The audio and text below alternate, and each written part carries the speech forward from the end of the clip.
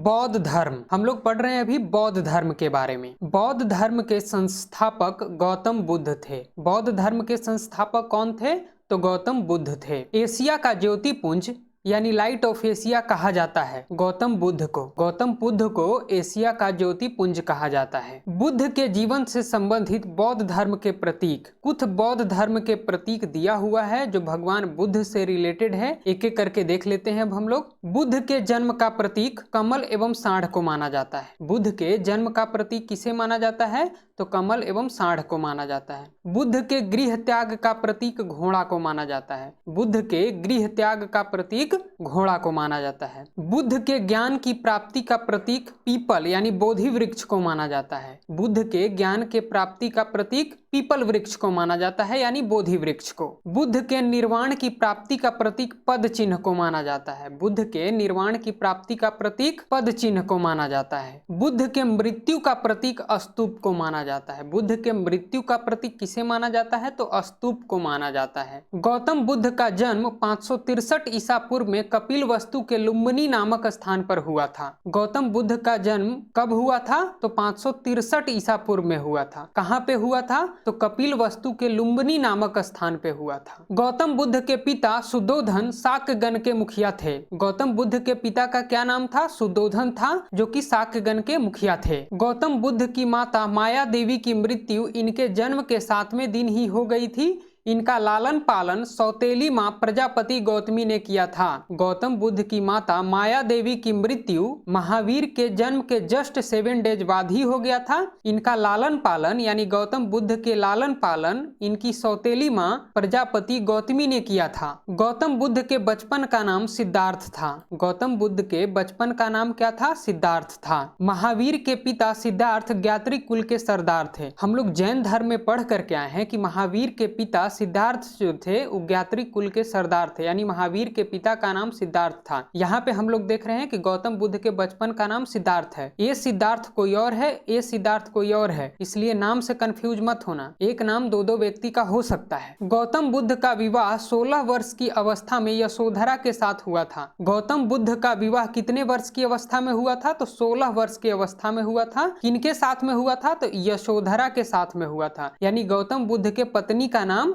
यशोधरा था। गौतम बुद्ध एवं यशोधरा के पुत्र का नाम राहुल था। गौतम बुद्ध के पुत्र का नाम क्या था? तो राहुल था। यानी गौतम बुद्ध यशोधरा ये दोनों पति पत्नी थे, तो दोनों के पुत्र का क्या नाम था? राहुल था। सिद्धार्थ जब कपिलवस्तु की सैर पर निकले तो उन्हें निम्न 4 दृश्यों को क्रमशः देखा। कौन कौन 4 दृश्य देखे थे सिद्धार्थ ने? एक बूढ़ा व्यक्ति, एक बीमार व्यक्ति, एक 100 एवं एक सन्यासी व्यक्ति को देखे थे सिद्धार्थ ने, यानी बुद्ध ने। सांसारिक समस्याओं से व्यथित होकर सिद्धार्थ ने 29 वर्ष की अवस्था में गृह त्याग किया था। सिद्धार्थ ने यानी भगवान बुद्ध ने कितने वर्षों की अवस्था में गृह त्याग किया था? तो 29 वर्षों की अवस्था में गृह त्याग किए थे सिद्धार्थ ने, यानी भगवान बुद्ध ने। सिद्धार्थ यानी बुद्ध ने गृह त्याग किया, जिसे बौद्ध धर्म में महाविनिष्क्रमण कहा गया है। सिद्धार्थ ने यानी भगवान बुद्ध ने गृह त्याग किया, जिसे बौद्ध धर्म में क्या कहा गया है? तो महाविनिष्क्रमण कहा गया है। गृह त्याग करने के बाद सिद्धार्थ यानी बुद्ध ने वैशाली के अलार कलाम से सांख्य दर्शन की शिक्षा ग्रहण की। गृह त्याग करने के बाद सिद्धार्थ ने वैशाली के अलार कलाम से किस चीज की शिक्षा ग्रहण की? तो सांख्य दर्शन की शिक्षा ग्रहण की अलार कलाम से बुद्ध ने, यानी सिद्धार्थ ने। सिद्धार्थ यानी भगवान बुद्ध के प्रथम गुरु अलार कलाम थे। सिद्धार्थ के प्रथम गुरु किन्हें माना जाता है? तो अलार कलाम को माना जाता है। अलार कलाम के बाद सिद्धार्थ यानी बुद्ध ने राजगीर के रुद्र करामपुत से शिक्षा ग्रहण की। यानी अलार कलाम के बाद सिद्धार्थ यानी बुद्ध के दूसरे गुरु रुद्र करामपुत थे। उरुवेला में सिद्धार्थ यानी बुद्ध को 5 साधक मिले थे। उरुवेला में सिद्धार्थ यानी बुद्ध को कितने साधक मिले थे? तो 5 साधक मिले थे। बिना अन्न जल ग्रहण किए 6 वर्ष की तपस्या के बाद 35 वर्ष की आयु में वैशाख पूर्णिमा की रात निरंजना यानी फल्गु नदी के किनारे पीपल वृक्ष के नीचे सिद्धार्थ को ज्ञान की प्राप्ति हुआ था। बिना अन्न जल ग्रहण किए कितने वर्ष की तपस्या के बाद सिद्धार्थ को ज्ञान की प्राप्ति हुआ था? तो 6 वर्ष की तपस्या के बाद सिद्धार्थ को ज्ञान की प्राप्ति हुआ था। किस आयु में सिद्धार्थ को ज्ञान की प्राप्ति हुआ था? तो 35 वर्ष की आयु में सिद्धार्थ को ज्ञान की प्राप्ति हुआ था। कब हुआ था? तो वैशाख पूर्णिमा की रात में हुआ था। कहाँ पे हुआ था? तो निरंजना नदी के किनारे यानी फल्गु नदी के किनारे पीपल वृक्ष के नीचे हुआ था सिद्धार्थ को ज्ञान की प्राप्ति। ज्ञान प्राप्ति के बाद सिद्धार्थ बुद्ध के नाम से जाने गए। वह स्थान बोध गया कहलाया। ज्ञान प्राप्ति के बाद सिद्धार्थ जो थे किस नाम से जाने गए?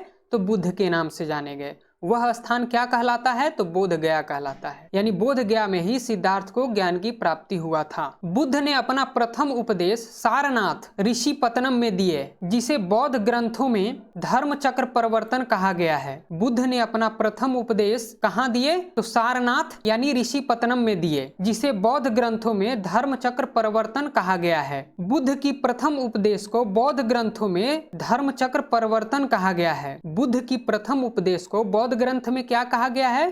धर्म चक्र प्रवर्तन कहा गया है। बुद्ध ने अपने उपदेश जन साधारण की भाषा पाली में दिए हैं। बुद्ध ने अपने उपदेश किस भाषा में दिए हैं? तो पाली भाषा में दिए हैं। बुद्ध ने अपने उपदेश कौशल, वैशाली, कौशाम्बी व अन्य राज्यों में दिए हैं। बुद्ध ने अपना उपदेश कहाँ कहाँ दिए हैं? तो कौशल, वैशाली, कौशाम्बी व अन्य राज्यों में दिए हैं। बुद्ध ने सर्वाधिक उपदेश कौशल देश की राजधानी श्रावस्ती में दिए हैं। बुद्ध ने सर्वाधिक उपदेश कहाँ दिए हैं? कौशल देश की राजधानी श्रावस्ती में दिए हैं। बुद्ध के प्रमुख अनुयायी शासक थे बिंबिसार, प्रसेनजित व उदयन। बुद्ध के प्रमुख अनुयायी शासक कौन कौन थे? तो बिंबिसार थे, प्रसेनजित थे व उदयन थे। बुद्ध की मृत्यु 80 वर्ष की अवस्था में 483 ईसा पूर्व में कुशीनारा, जो कि देवरिया उत्तर प्रदेश में पड़ता है, में चुंद द्वारा अर्पित भोजन करने के बाद हो गई। बुद्ध की मृत्यु कितने वर्ष की अवस्था में हो गई थी? तो 80 वर्ष की अवस्था में हो गई थी। बुद्ध की मृत्यु कब हुई थी? तो 483 ईसा पूर्व में हुई थी। बुद्ध की मृत्यु कहाँ पे हुई थी? तो कुशीनारा, जो कि देवरिया उत्तर प्रदेश में पड़ता है, वहां हो गई थी। कैसे हुई थी? तो चुंद द्वारा अर्पित भोजन करने के बाद हो गई थी बुद्ध की मृत्यु। बुद्ध की मृत्यु को बौद्ध धर्म में महापरिनिर्वाण कहा गया है। बुद्ध की मृत्यु को बौद्ध धर्म में क्या कहा गया है? तो महापरिनिर्वाण कहा गया है। मल्लों ने अत्यंत सम्मान पूर्वक बुद्ध का अंत्योष्टि संस्कार किया था। भगवान बुद्ध के अंत्योष्टि संस्कार कौन किया था? तो मल्लों ने किया था। बुद्ध के जन्म एवं मृत्यु की तिथि को चीनी परंपरा के कैंटोन अभिलेख के आधार पर निश्चित किया गया है। बुद्ध के जन्म एवं मृत्यु को तिथि को किस अभिलेख के आधार पर निश्चित किया गया है? तो कैंटोन अभिलेख के आधार पर निश्चित किया गया है। बौद्ध धर्म के बारे में हमें विशद ज्ञान त्रिपिटक से प्राप्त होता है। त्रिपिटक के अंतर्गत आता है विनय पिटक, सूत्र पिटक व अभिधम पिटक। बौद्ध धर्म के बारे में हमें विशद ज्ञान कहाँ से प्राप्त होता है? तो त्रिपिटक से प्राप्त होता है। तीनों पिटकों की भाषा पाली है। तीनों पिटकों की भाषा कौन सी है? तो पाली है। थेरवाद मत की पाली त्रिपिटक सबसे पुराना है। थेरवाद मत की पाली त्रिपिटक जो है वो सबसे पुराना है। बुद्ध के धार्मिक सिद्धांतों को संवाद के रूप में संकलित किया गया है सूत्र पिटक में। बुद्ध के धार्मिक सिद्धांतों को संवाद के रूप में संकलित किया गया है किस पिटक में? तो सूत्र पिटक में। विनय पिटक में संघ के भिक्षु एवं भिक्षुनी के लिए बनाए गए नियमों का संग्रह किया गया है। भिक्षु एवं भिक्षुनी के लिए बनाए गए नियमों का संग्रह किया गया है विनय पिटक में। विनय पिटक में संघ के अनुशासन को तोड़ने पर किए जाने वाले प्रायश्चितों की सूची भी दी गई है। संघ के अनुशासन के तोड़ने पर किए जाने वाले प्रायश्चितों की सूची दी गई है किस पिटक में? तो विनय पिटक में। पाली त्रिपिटकों को पहली शताब्दी ईसा पूर्व में श्रीलंका के शासक वर्तगामनी की देखरेख में पहली बार लिपिबद्ध किया गया था। पाली त्रिपिटकों को पहली शताब्दी ईसा पूर्व में श्रीलंका के शासक वर्तगामनी की देखरेख में पहली बार लिपिबद्ध किया गया था। सूत्र पिटक के 5 निकाय हैं। सूत्र पिटक के कितने निकाय हैं? तो 5 निकाय हैं। कौन कौन? दीर्घ, मजिझम, संयुक्त, अंगुतर एवं खुदक। बुद्ध के पूर्व जन्मों से जुड़ी जातक कथाएं खुदक निकाय की 15 पुस्तकों में से एक है। बुद्ध के पूर्व जन्मों से जुड़ी कौन सी कथाएं हैं? तो जातक कथाएं हैं। खुदक निकाय में धम्मपद, थेरगाथा, थेरी गाथा है। खुदक निकाय में क्या क्या है? तो धम्मपद, थेरगाथा एवं थेरी गाथा है। धम्मपद में नैतिक उपदेशों का पदात्मक संकलन है। धम्मपद में नैतिक उपदेशों का पदात्मक संकलन है। थेरगाथा में क्या है? तो बौद्ध भिक्षुओं का गीत है। थेर गाथा में क्या है? तो बौद्ध भिक्षुओं का गीत है। थेरी गाथा में क्या है? तो बौद्ध भिक्षुनियों का गीत है। थेरी गाथा में बौद्ध भिक्षुनियों का गीत है। बौद्ध धर्म मूलतः अनिश्वरवादी है, इसमें आत्मा की परिकल्पना भी नहीं है। बौद्ध धर्म मूलतः क्या है? तो अनिश्वरवादी है, इसमें आत्मा की परिकल्पना भी नहीं है। बौद्ध धर्म में पुनर्जन्म की मान्यता है। बौद्ध धर्म में पुनर्जन्म की मान्यता है। तृष्णा को छीन हो जाने की अवस्था को ही बुद्ध ने निर्वाण कहा है। जैन धर्म में महावीर की मृत्यु को निर्वाण कहा गया है। तृष्णा को छीन हो जाने की अवस्था को बुद्ध ने निर्वाण कहा है, लेकिन जैन धर्म में महावीर की मृत्यु को निर्वाण कहा गया है। यही डिफरेंस है। देख लो, फिर से एक बार क्लियर कर लो। तृष्णा को छीन हो जाना को बुद्ध ने निर्वाण कहा है, लेकिन जैन धर्म में महावीर की मृत्यु को निर्वाण कहा गया है। विश्व दुखों से भरा है का सिद्धांत बुद्ध ने उपनिषद से लिया है। विश्व दुखों से भरा है का सिद्धांत बुद्ध ने कहां से लिए हैं? तो उपनिषद से लिए हैं। बुद्ध के अनुयायी दो भागों में विभाजित थे। बुद्ध के अनुयायी जो थे वो कितने भागों में विभाजित थे? तो दो भाग में विभाजित थे। कौन कौन? भिक्षुक एवं उपासक के रूप में। बौद्ध धर्म के प्रचार के लिए जिन्होंने संन्यास ग्रहण किया उसे भिक्षुक कहा गया। बौद्ध धर्म के प्रचार के लिए जिन्होंने संन्यास ग्रहण किया उसे भिक्षुक कहा गया, लेकिन गृहस्थ जीवन व्यतीत करते हुए बौद्ध धर्म अपनाने वाले को उपासक कहा गया है। बौद्ध संघ में सम्मिलित होने के लिए न्यूनतम आयु सीमा 15 वर्ष थी। बौद्ध संघ में यानी बौद्ध धर्म में सम्मिलित होने के लिए न्यूनतम आयु सीमा कितने वर्ष थी? तो 15 वर्ष थी। 15 वर्ष के बाद ही बौद्ध संघ में सम्मिलित हो सकते थे कोई भी। बौद्ध संघ में प्रविष्टि होने को उपसंपदा कहा जाता था। बौद्ध संघ में प्रविष्टि यानी प्रवेश होने को उपसंपदा कहा जाता था। बौद्ध धर्म के त्रिरत्न हैं। बौद्ध धर्म के त्रिरत्न कौन कौन हैं? तो बुद्ध, धम्म एवं संघ। बौद्ध धर्म के त्रिरत्न हैं बुद्ध, धम्म एवं संघ। बौद्ध सभाएं, अब हम लोग देख लेते हैं। बौद्ध सभा 4 गो संगति यानी सभा हुआ था बौद्ध धर्म में। अब हम लोग चारों संगति के बारे में देख लेंगे। समय कब था और स्थान कहाँ पे हुआ था चारों संगति यानी चारों सभाएं, और अध्यक्ष कौन थे और किनके शासन काल में हुआ था। चलिए एक एक करके देखते हैं। अब हम लोग प्रथम बौद्ध संगति कब हुआ था? तो 483 ईसा पूर्व में हुआ था। प्रथम बौद्ध संगति कहाँ पे हुआ था? तो राजगृह में हुआ था। प्रथम बौद्ध संगति कहाँ पे हुआ था? तो राजगृह में हुआ था। प्रथम बौद्ध संगति के अध्यक्ष कौन थे? तो महाकश्यप थे। प्रथम बौद्ध संगति के अध्यक्ष कौन थे? तो महाकश्यप थे। प्रथम बौद्ध संगति किनके शासन काल में हुआ था?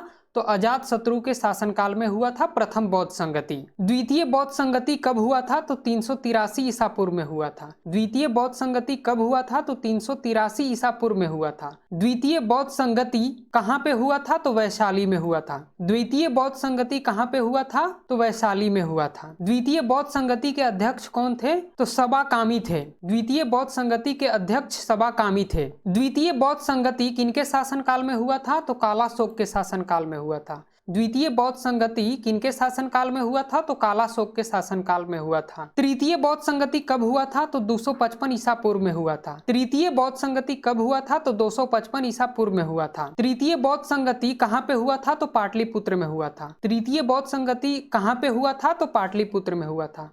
तृतीय बौद्ध संगति के अध्यक्ष कौन थे? मोगलीपुत्र तीस थे। तृतीय बौद्ध संगति के अध्यक्ष कौन थे? तो मोगलीपुत्र तीस थे। तृतीय बौद्ध संगति किनके शासन काल में हुआ था? तो अशोक के शासन काल में हुआ था। तृतीय बौद्ध संगति किनके शासन काल में हुआ था? तो अशोक के शासन काल में हुआ था। चतुर्थ बौद्ध संगति कब हुआ था? तो ईस्वी की प्रथम शताब्दी में हुआ था। चतुर्थ बौद्ध संगति कब हुआ था? तो ईस्वी की प्रथम शताब्दी में हुआ था। चतुर्थ बौद्ध संगति कहाँ पे हुआ था? तो कुंडलवन में हुआ था। चतुर्थ बौद्ध संगति के अध्यक्ष कौन थे? तो वसुमित्र या अश्वघोष थे। चतुर्थ बौद्ध संगति के अध्यक्ष कौन थे? तो वसुमित्र या अश्वघोष थे। चतुर्थ बौद्ध संगति किसके शासनकाल में हुआ था? तो कनिष्क के शासनकाल में हुआ था। सभाएं यानी संगति जो हुआ था ये एग्जाम पॉइंट ऑफ व्यू से सारे इंपॉर्टेंट हैं।